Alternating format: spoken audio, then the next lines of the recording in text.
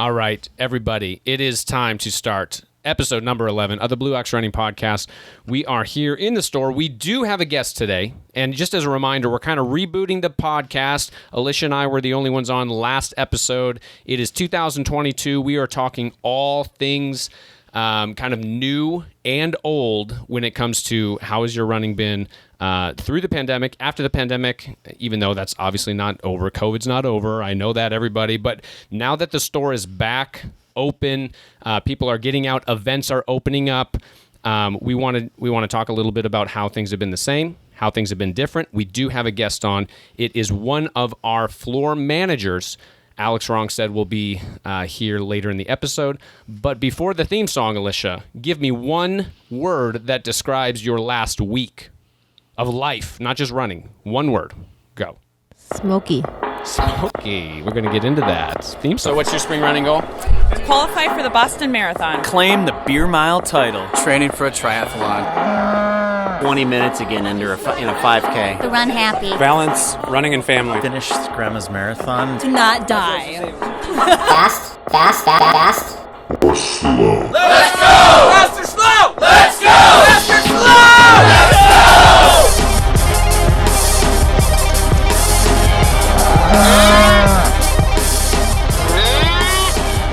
All right, and we are back from the theme song. We're going to get into a couple things here, and smoky was the word that Alicia left us off on. That could mean a handful of things. Maybe Alicia doesn't run anymore, and she picked up a nasty vaping habit.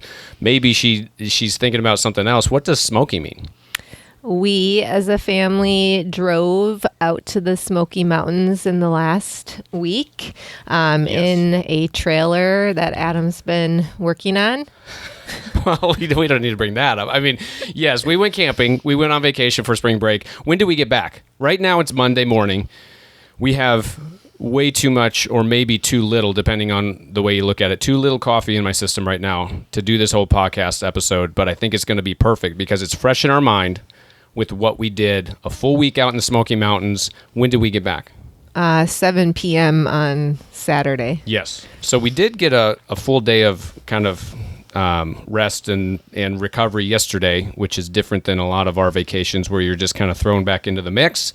But it does speak to the kind of the topic we wanted to talk to before we have Alex on is running out of your normal rhythms, right? When it comes to maybe you have an event on the calendar, maybe you don't, but you go on vacation or you go see a loved one or there's a holiday weekend or you have your kids home from school or whatever the case is. In the summer, your rhythms are different than the spring and the fall and the winter. Alicia, did you run out in the Smoky Mountains when we were out of our normal routine? Once. Where was that? I actually forget. Yeah, we took a 7-mile hike with the kids, and where we stopped at the trailhead, our car was parked a mile away, and they were done. So I was like, okay, I'll run back the mile. One of us had to run back to get the car. It was not going to be me. My groin injury was flaring from the hike, and Alicia was like, hey, I have somewhat hikeable, runnable shoes on. It's one of the benefits of being a distance runner. You can go get your car from the mechanic. You can go get your car from the trailhead. You can kind of operate, a little bit differently when you have a distance to make up. So you went on, that was a mile at the end of a hike, but you didn't go on any formal training runs, even though you're signed up for a marathon no, you're not. Remind me your schedule. I have no schedule. We've been talking so much about Grandma's Marathon. Originally, you were thinking about doing that. You might do a half marathon in the spring. Where are you at right now with goals and training? Maybe a half in the spring, but I want to kind of do one you just sign up for the day of. And then smaller. Yep. And then maybe a marathon in the fall. Okay, so you can tell we're a little bit less regimented lately, especially from maybe seasons past. I'm going through the middle of an injury, so my expectations on getting my run in, so to speak, and getting my training in were way low. And I actually really enjoyed those expectations being low. It gave me a sense of freedom and just kind of a less burden to get something official in. And I just went hiking when the family went hiking. I went biking when the family went biking. I went biking with Shane and Leo on some more technical mountain biking trails. So we definitely got exercising. We're definitely moving the whole time, but there was just less, like structure and like official workout that I was thinking about. In years past, though, like let's say that we go see your family or my family for 3-4 days, long weekend, and you're 4 weeks away from a marathon. Like, would you run during those? Yeah, I just try to be flexible. Like the plan is always to run. I bring my running stuff wherever we go because it's so minimal. And then I try to do something. And if it doesn't happen, I try to be flexible and just adjust the next week is kind of where I'm at. I want to be present when we're on vacation. But I think it's appropriate. There's a time and place to like need to get away if you want to do that too. But yeah, I try to just keep it up in the air and not be too structured with it. Yep.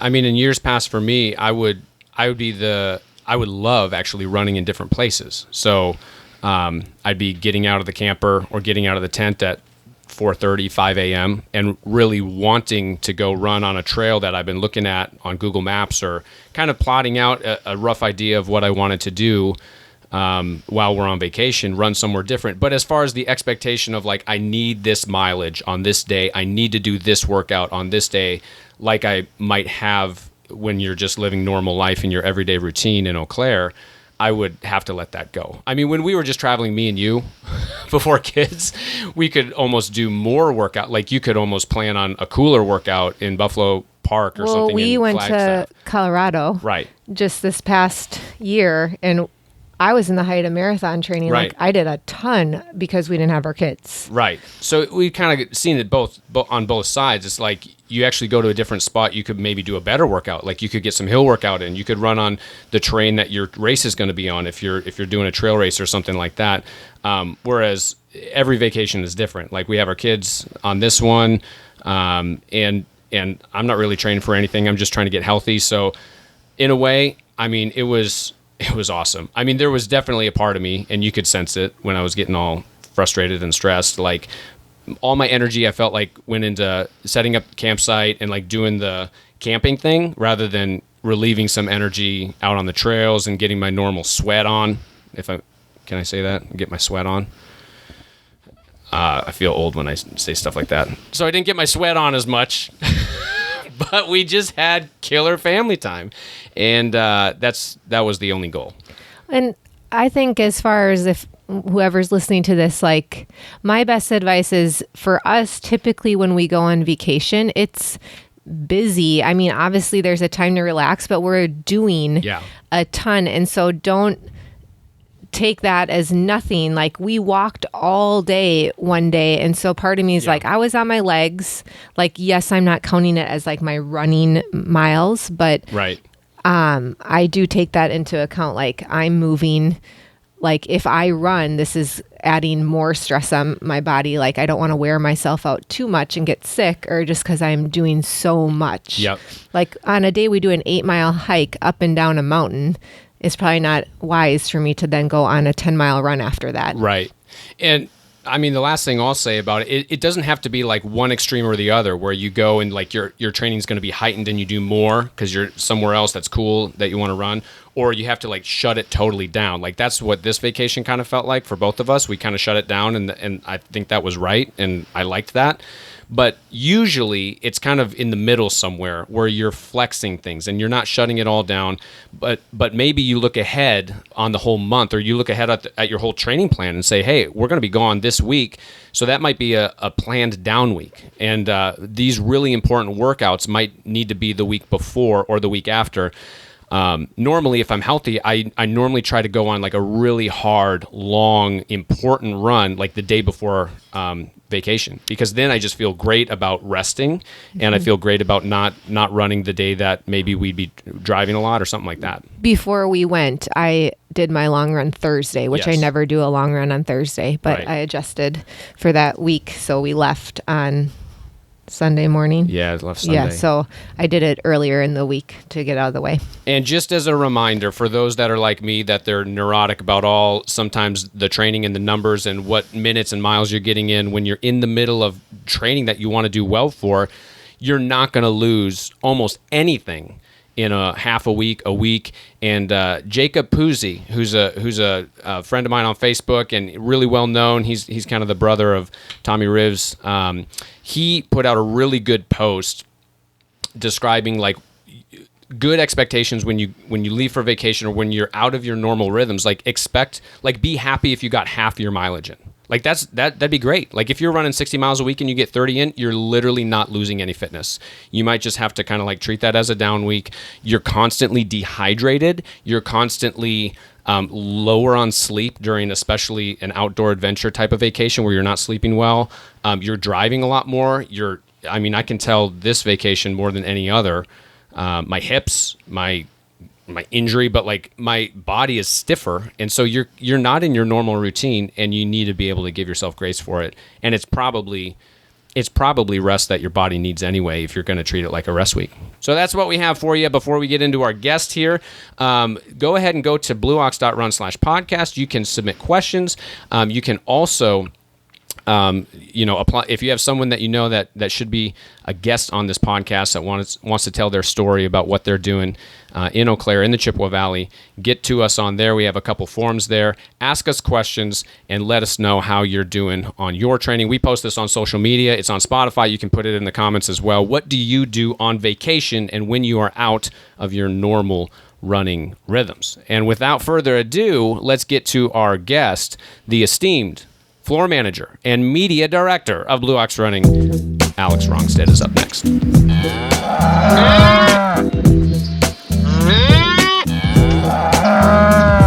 All right, we are back from the snazzy new theme music of having a guest.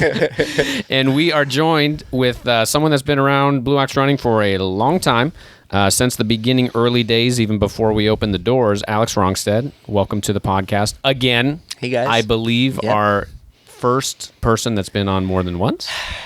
Second time. Other than Alicia and myself. 1.5, kind of. Well, yeah, 1.5, kind of. Because, you shared an episode with Nick. Yep. And you guys were kind of talking about injuries / being out of running. Mm-hmm. But let's kind of take it from the beginning. I know that there was a lot going on in your life that changed during, 2019, especially 2020, 2021, and now we're in 2022. So we're going to start before that.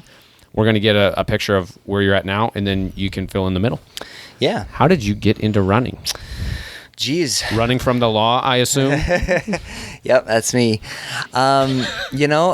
It's funny. I was thinking about this recently, as one does. I think that, so I was sort of reflecting on there's some photos from when I was a really little kid. Me and my dad, there's a photo of me running around the track up at UWC back when it was red rubber. Oh, yeah. So old school. I was, I think, 5 years old, turning the corner, and just like thinking back, like, man, maybe I started running, long distances and more competitively in high school, but I've been running my whole life. It's been this kind of common thread that I think I kind of overlooked or maybe took for granted in those earlier years. But high school, started running my freshman year cross country at North here in town. North, yeah. Eau Claire North, yep. It was honestly out of a little bit of laziness. My parents they really wanted us to be active and wanted us to either go out for sports or do something extracurricular. And the only option in my mind going into high school was football, because that's all I had done before. It was, you definitely look like a football player. Yeah. I mean, what'd you play? Defensive back?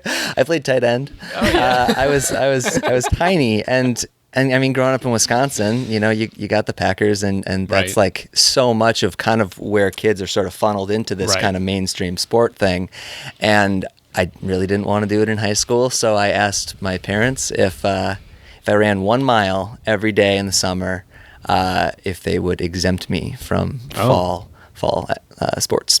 And so I started doing that, and I was like, whoa, this running thing's pretty cool. Yeah. And, did you ever go over a mile? Yes, I did. Okay. So it was kind of like a 2.5 mile loop near my house that just made sense to do, and it was all within the neighborhood. And It's funny because we'll kind of get back to that actually as I think this conversation progresses, because that was sort of home base for me of where running really began, in that kind of bubble, and yeah, then kind of cross country took hold, track. I did do a little bit of track in middle school, but that was kind of more shorter distances, and I remember my first 400 though was just a ripper. Oh man, it just sure was. Crushing. Yeah, 49.1. What was it? What are you doing? Sub 50? Sub 60? I almost vomited. I'll say that. I remember in middle school track just thinking, it's not that hard of a concept. Like, you just have to ignore the pain and keep running. Like, I didn't think of any like physical limitations. Yeah. Like, my muscles actually wouldn't do their job. But I'm just like, it's mind over matter. Like, you just gotta continue to have your knees go higher and go faster. Yeah. And Well, then you and- get out there and be like, this is horrific. Well, and in middle This school, hurts. like the 400 is like the long distance. It's one of them. Yeah, for sure. It's something that like everyone can kind of do. Everyone from like the power sprinters to like the mile, 2 mile guy, like everyone should, in my opinion, run the 4x4 to appreciate how hard and how hurtful one lap around the track can be. Yep, absolutely. So competitive, kind of stayed with it. I mean, we have Alex is local here, so he grew up here. We have a lot of his previous teachers that come in that get fit and remember him, and even like a coach from another team that was coaching Menominee was in the other day. He's like, oh yeah, he saw his ceiling tile. But then like when we started the business, we got an email from this kooky Rongstad guy that wants to like get his shoes ready for whistle stop. Like, it was kind of a little too early for us to open our doors, but he needed something for an event he had on, and he was getting into half marathon training. I think that was your first half marathon, but I could be wrong. It was, and then sure. you did your first marathon the same season. Yep. So where were you, 2017-ish, just kind of trying to go longer distance, or what? Yeah. It was funny. It must have been, it was a while ago, definitely before I ever had run the marathon.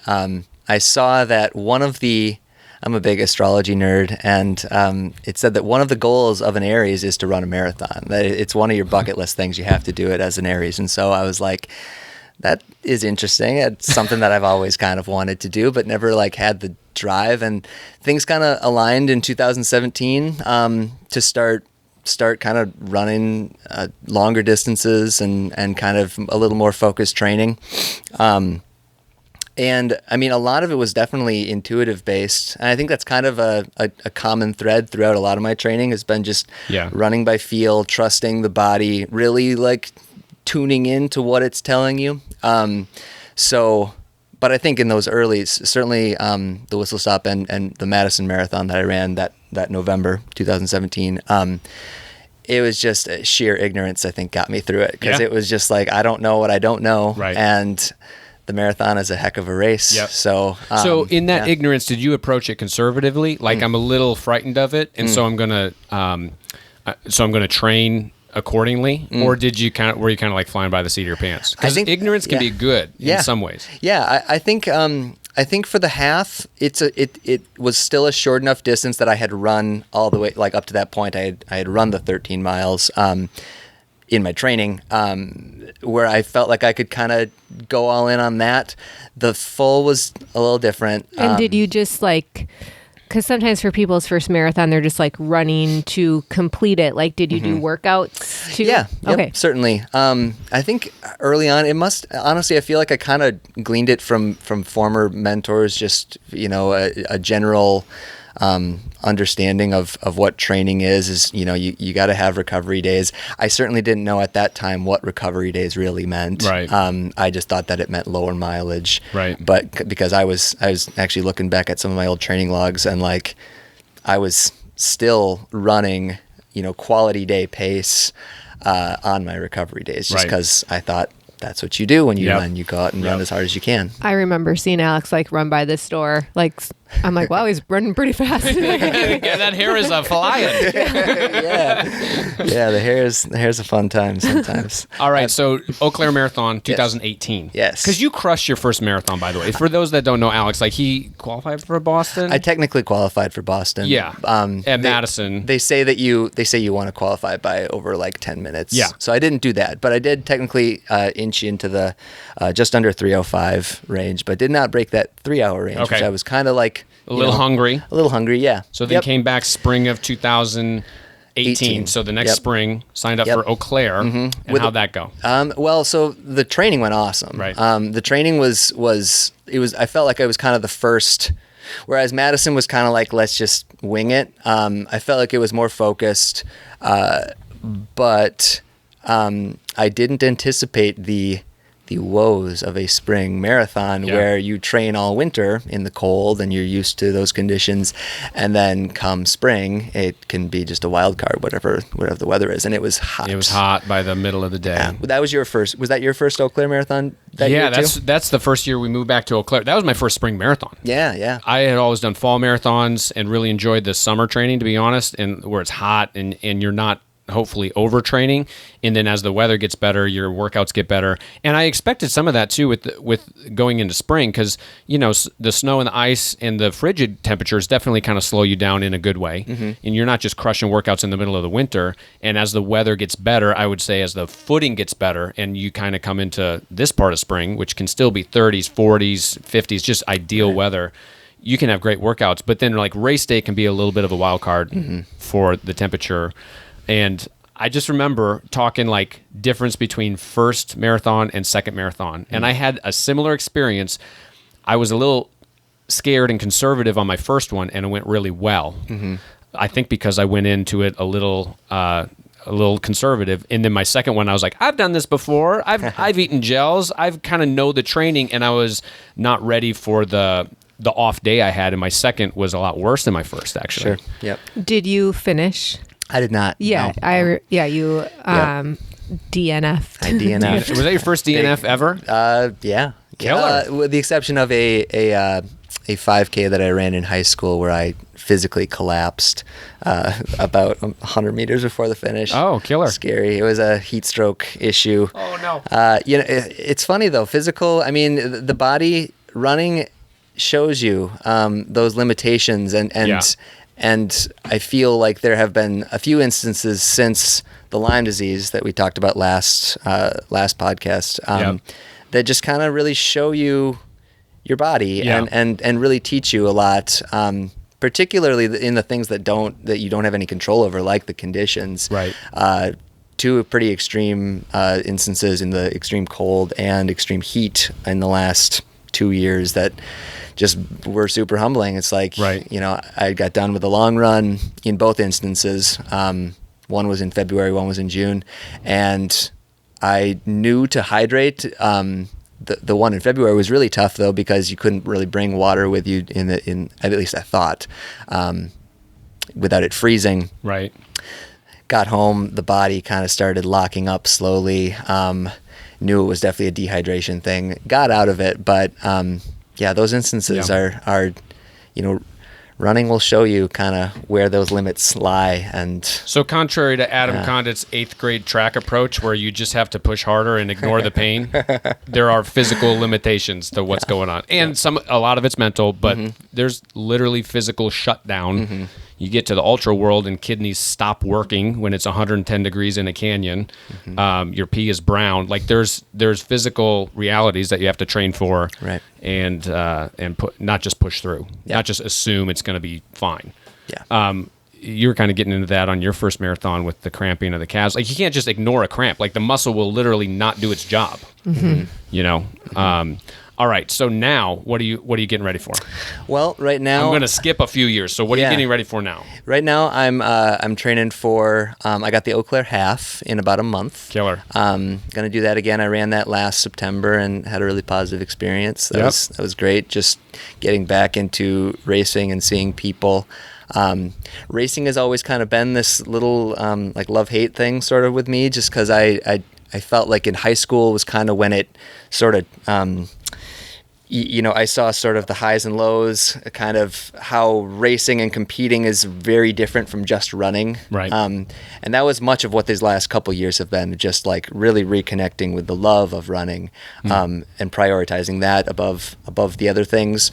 And now I feel like I'm in a better place where competing, and just like, still keeping that joy is definitely on the forefront of it. Yep. So half marathon May 1st in Eau Claire, and then I'll be doing the Grandma's Full June 18th Cool. up in Duluth.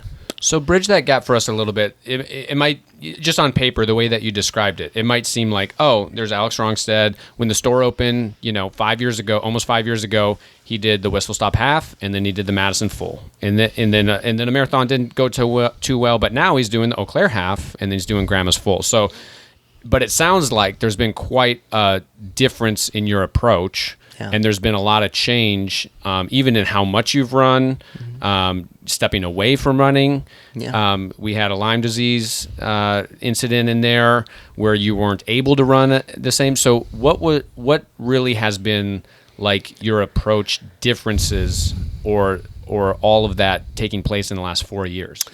Yeah. The Lyme disease was like it was like a hard reset, I just physically couldn't run at the levels that I wanted to run at that point. And so for probably about 2 years after that, year and a half, really inconsistent with my running. I'd still get out every now and then. I think that's actually when we did the podcast last, when I was kind of in between that, like high, no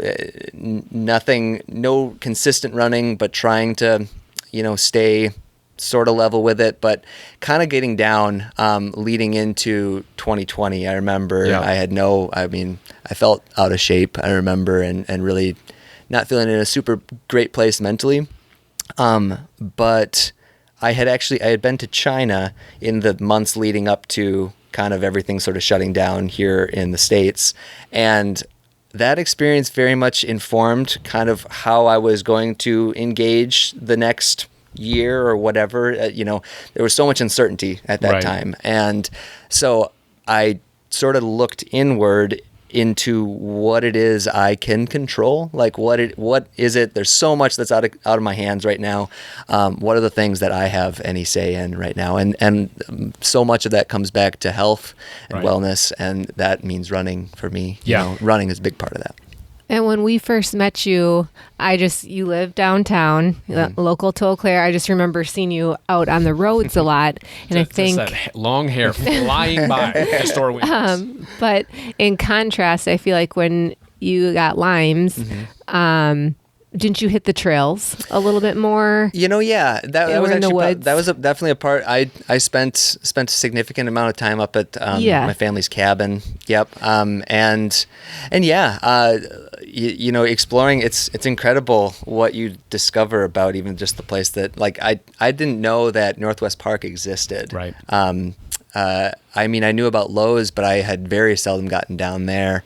And there's so many just unnamed trails too, all around the area.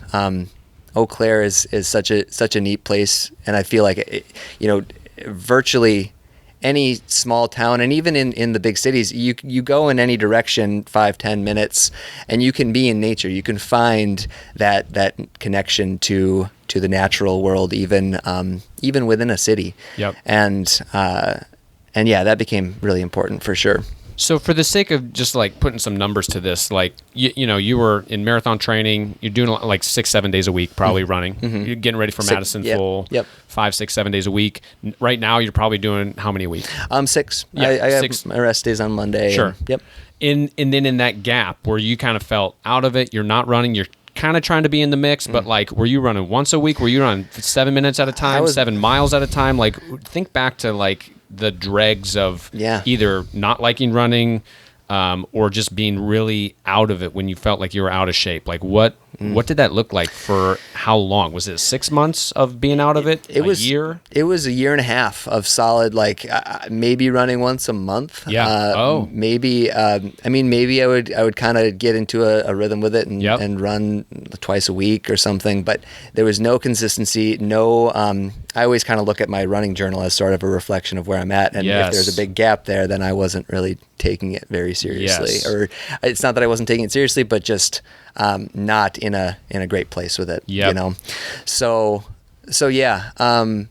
come March 2020, when everything kind of shut down for a minute, I went up. I actually kind of packed up my car and drove to the cabin to be with my parents, and I saw it as day one of let's start this over again. And I mean, I really kind of saw it as the symbolic reset that life was giving me, and no expectations, no goals, no watch, you know.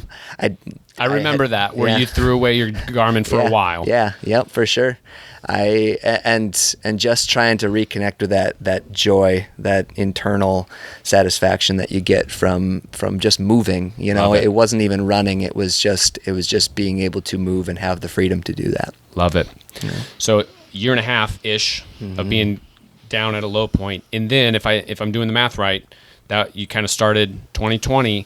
And then you had a big culminating long 50-mile run at the end of 2021. So that's another year and a half-ish, you know, and you ran Eau Claire half last year, did really well in it, kind of back as far as enjoying running. Yeah. So would you say it kind of took that same amount of time, or did you feel like in the middle of pandemic shutdown, 2020, you started kind of your running journey back early 2020. When did you feel like things were just like clicking again? Not that you were ready to go run another marathon, or like you were like fit, so to speak, but like when were you like, oh, I dig being back? I think it had to have been when last summer, or late spring, when I kind of decided to take up this running on every street project, because races weren't back. It wasn't that I didn't want to put my effort into something like that, but I saw this project as like a fun, like no pressure kind of thing where, it's still challenging me to move and to kind of put myself into a bigger effort, but not under the context of needing to race and run this PR. And shout out to Jake Smith for actually planting this seed.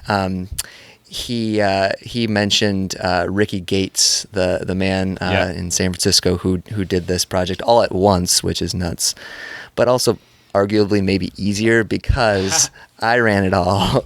I ran it all from my house. I didn't actually have a car this last year, and so couldn't travel to the south side and run all those neighborhoods. I actually had to double up a lot. So funny, but yes, that was huge. That brought me to a whole other level with where I am, the space that this town, the people in it. You mentioned that 50-miler. That was the most remarkable experience I think I've had running, because of not the distance. The distance was whatever, but it was the people that came out to support it. And how much did you run alone? None of it. Yeah. And to recap, that was the last of his street project. Yeah, you knocked out a couple of your last streets. Yep, there were 2 streets left, one on the north side and one on the south side, and I kind of told myself I'd like to plan this kind of big effort to invite people to come, and there were I think there was 9 people, 10 including myself, right at the start, and the entire day I never ran a single step of it alone. Love it. Someone that comes to our group run that joined him ran his first ever marathon, right? Yeah, Taylor. He's like, I'm just out here. He's like, I just ran 26 miles. Yeah, it was super cool. Just so humbling too, the fact that people would just want to come and join and try to be a part of that experience. It blew my mind. Cool. Well, I'm super encouraged by this guy's story. Guys like Jake Smith. We talked to someone in here. I'm not going to name her name because she doesn't know I'm going to mention it. But she was a teacher that was injured for a long time, over a year, and just getting back into it. And there's opportunity to kind of fall back in love with running again. And I feel like we want to expose these stories, not just for the sake of the story, but to encourage people out there, myself included. When I hear, I'm in the very, I feel like, the worst part of my longest injury. And when I hear someone that's been out, that was kind of out of it mentally and physically for over a year, but then I see him go out and run 50 miles and he's getting ready to crush another marathon. The month that you're in or the week that you're in is not all that there is. Alicia took off a long time of competitive running the way that she used to do it, and she's back, baby. She's crushing. So all that to say, a lot of it's in the timing, I think, if you really look back. Yes. And can say, oh, that was only a year of my life. That's right. Or even though it seems so long in it, when you can look back and reflect on it and see the purpose and like how important it was Yeah. to have that time off. And in a even way. at the really elite level, like we brought this name up last time, Kira D'Amato, like she was out of it for years, like out of competitive stuff. And then she's come back and broke the American record. Like there's all different levels of kind of being out of it, so to speak. But I feel like running is like that good old friend that like will always kind of be there for you. It just might feel a little different at a different time in your life. And that's what some of this podcast is about. Because you're not going to get that just by looking at results online or a picture of Alex running the half marathon or something like that. Like there's a lot more in between those benchmarks. So thanks for being on the podcast. We're going to get to some question and answer to close out the podcast.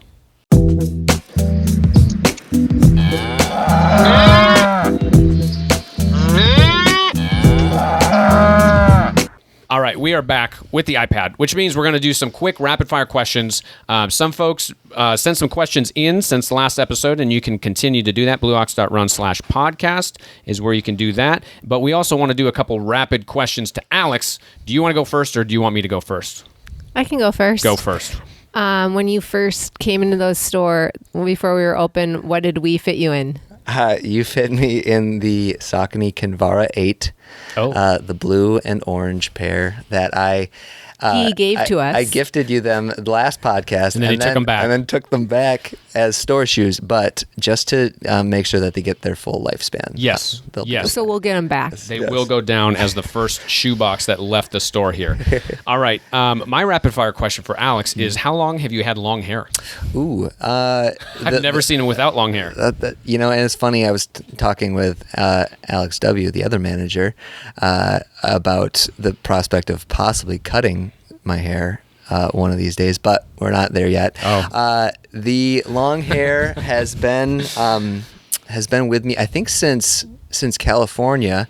I had kind of longer hair in college, but when I kind of the last year in California, 2014. So I haven't cut it for 8 years. I think a lot of days working here, Alex and I do our hair the same way. Like I do mine in a bun. He'll put it as a bun. Yeah. We talk about maybe getting some layers. Yeah. And if you didn't notice, like he did mention another Alex. Like for those of you that don't know, Alex Rongstad, and we hired another Alex. We have two managers here. They're both named Alex, so it's a little confusing and a lot of it awesome at the same time. So we're going to highlight the rest of our staff kind of throughout this year on the podcast.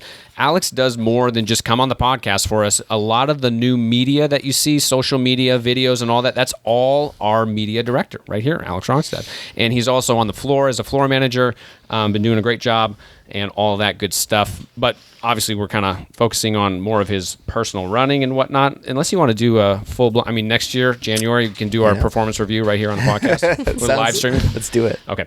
Let's do this. A couple questions for Alicia and I that came through. When we say ask us anything, some people really did ask us anything. Do you have any secret or hidden talents? I don't know. Do you think I do? Yeah. Well, I guess this isn't a talent. I just think you have like an awesome neck scar. Oh yeah, Ooh. I do. I had a lump removed from my neck right after I had Leo. And so we have like video of it like draining, and I didn't get put under because I was nursing, which it was like a surgery that you get put under It for. was awesome. So I decided to stay awake, and they like covered my face. It's like, that's I guess that's not a talent. I'm just looking at you. You're so and noticing my scar. No. I just remember like back to that day, like she literally had like a hole in her neck. Like it wasn't like a slice. It was like a hole. It was a puncture. Man. Anyway, that was weird. Those were the days. One question was, besides finding each other, what's the biggest triumph during your college running career? You can answer it. Oh, well, I'm not going to speak to any like PRs or performances or anything because that's just I don't know. I wasn't that good back in college. It's all relative, but I think the best thing that came out of college running was, honestly, it sounds so cliche, but like the team atmosphere. I do so much running alone now, and I really enjoy that, but like there really is nothing like being on a high school or college or even middle school team. When you're running together, it's so individual and team at the same time. that a lot of these guys and girls, like there's probably 5, 6 married couples that were both on the team that we could name right now that we still kind of keep in contact with. And we're not going to do that, but it's just kind of cool that kind of was our first group of friends, because you go to college early, you go a couple weeks early to get on the team and start training and things like that. So it's definitely the lifelong friends. It sounds cliche, but like Joel, your brother was my best man in my wedding. Like those are lifelong relationships. And at the end of the day, not like when you're on the team, it seems so important if you're going to get that 15-second PR or what time you're going to run or qualify for nationals or whatever. But honestly, like all that just kind of goes away eventually. Like 15 seconds in the 5K, like I don't even think about that anymore. But that was like the biggest deal back in the day. I do have a couple really good memories. Same thing, not of necessarily PRs, but our team went to Disney, and like so to run at like the Worldwide Sports Center, whatever it was called, was pretty awesome. And then just like we have some runs, like we still go by those places, that they were our routes. Like we had one called Stinky Monday, or like the High Bridge, which is not the High Bridge that's here now. It was it was called Suspension Bridge, I think. They finished all the bridges now, so they're all safe and whatnot. But back when we were in college, like you were just like, you lost a couple people throughout the year, no big deal. Yeah, but like I look back and like remember, like laughing with my teammates on that run. Or one run we carried pumpkins as like strength workout for Halloween, and there's memories like that. Perfect. Well, we do have more questions. We're going to get to those in future episodes. A lot of them have to do with like if we were to direct an event, which we are not going to do in the near time future. But like just kind of being creative with like what would we like to do with events and like future group runs and things like that. Not that we're going to put on an official race, but that kind of gets my wheels turning about how cool the group run can be this year, because it's now we're able to have it a little bit more. We meet outside still, but big plug for Trail Night is coming back in the spring. It's going to be in June. And with that, I think we will close out. Anything else you want to say, Alex, before we shut her down? No. I appreciate you guys bringing me on, and I love being here. It's a super cool part of the running community in the Chippewa Valley, and it's just excited for what's to come. Perfect. Well, very cool. We're going to move ourselves on out. 1, 2, 3. Faster, slow. Let's go. Fast.